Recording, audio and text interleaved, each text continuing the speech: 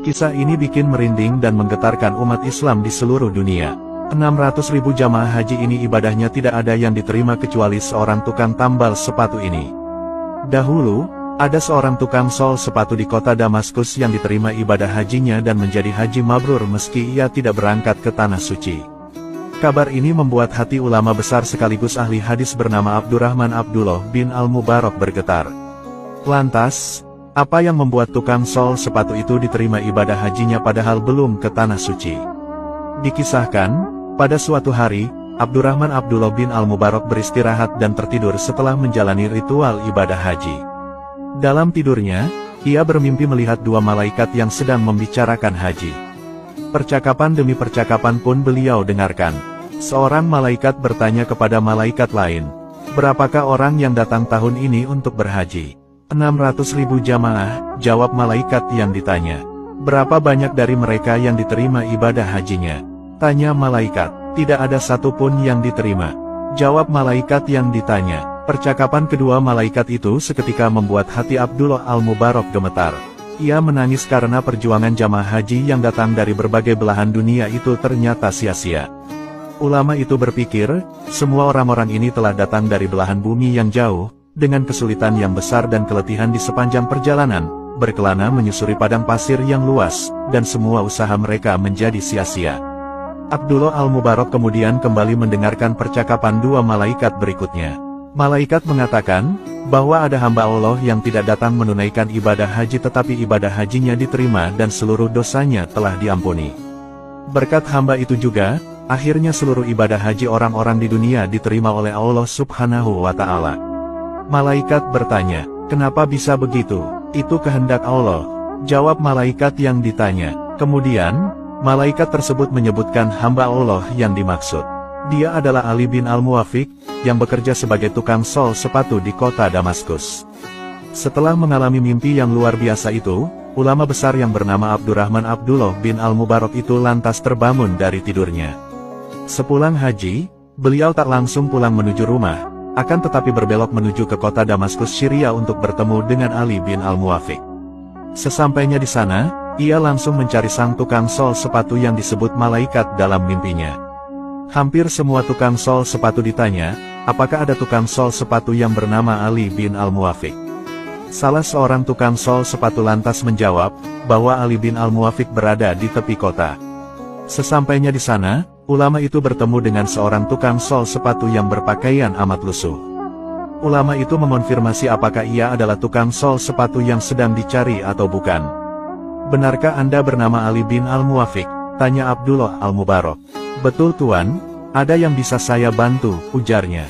Ulama itu lantas bertanya, "Saya hendak tahu, adakah sesuatu yang telah Anda perbuat sehingga Anda berhak mendapatkan pahala haji mabrur, padahal Anda tidak berangkat haji?"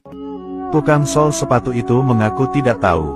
Akan tetapi, ahli hadis tadi ingin Ali bin Al-Muwafiq menceritakan bagaimana kehidupannya selama ini.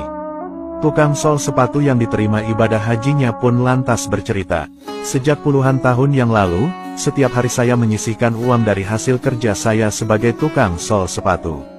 Sedikit demi sedikit saya kumpulkan, hingga akhirnya pada tahun ini saya memiliki 350 dirham yang cukup untuk saya pergi berhaji. Saya sudah siap berhaji." Ulama itu bertanya, "Tapi, apakah Anda batal berangkat haji?" Tukang sol itu menjawab, "Benar Tuan." Ulama bertanya, "Apa yang terjadi?" Tukang sol sepatu menjawab, "Ketika itu, istri saya hamil dan mengidam. Waktu saya hendak berangkat, saat itu dia ngidam berat. Suatu hari, sang istri mencium bau masakan yang nikmat. Ia lalu meminta dan ingin memakan makanan yang berbau nikmat itu. Setelah dicari tahu, ternyata sumber bau masakan itu berasal dari gubuk yang hampir runtuh. Di situ ada seorang janda dan 6 anaknya. Ali bin Al-Muwafiq lantas mengatakan kepadanya, bahwa istrinya sedang ingin meminta masakan yang ia masak meski hanya sedikit. Janda itu lantas diam dan memandangnya. Tukang sol sepatu itu kembali mengulangi perkataannya. Akhirnya, dengan perlahan janda itu mengatakan, "Tidak boleh Tuan." Ali bin Al-Muwafiq lantas mencoba menawar harga dan mau membeli makanan itu demi istrinya. Namun, dengan berlinang air mata janda itu lantas berkata, "Makanan ini tidak dijual wahai Tuan. Daging ini halal untuk kami dan haram untuk Tuan." Mendengar jawaban itu, dalam hati Ali bin Al-Muwafiq bertanya, bagaimana mungkin ada makanan yang halal untuk dia tetapi haram untuk saya, padahal kita sama-sama muslim? Menghadapi pertanyaan Ali bin Al-Muwafiq, janda itu lantas bercerita, bahwa, sudah beberapa hari ini keluarganya tidak makan. Di rumah sama sekali tak ada makanan. Hari ini kebetulan ia melihat ada keledai mati, lalu diambil sebagian dagingnya untuk dimasak lalu dimakan. Setelah mendengar cerita menyedihkan dari keluarga janda itu, Ali bin Al-Muwafiq lantas menangis dan kembali pulang. Ia lantas menceritakan kisah itu kepada istrinya sembari tak kuasa menahan tangis. Hingga akhirnya, Ali bin Al-Muwafiq lantas memasakkan sebuah menu makanan. Ia lalu mendatangi rumah janda tersebut dan memberi uang juga sebesar 350 dirham kepada keluarga janda itu. Padahal, sebelumnya uang itu akan Ali rencanakan untuk biaya ongkos naik haji. Ali lantas berkata kepada wanita janda itu, pakailah uang ini untukmu sekeluarga. Gunakanlah untuk usaha agar engkau tidak kelaparan lagi. Subhanallah, sungguh mulia akhlak Ali bin Al-Muwafiq itu. Setelah mendengar cerita tersebut, Abdullah Al-Mubarak pun lantas tak bisa menahan air matanya. Ternyata, inilah amalan yang dilakukan oleh tukang sol sepatu di Damaskus itu yang mendapat haji mabrur, dan berkatnya, atas kehendak Allah, ratusan ribu jamaah haji di seluruh dunia akhirnya diterima ibadah hajinya.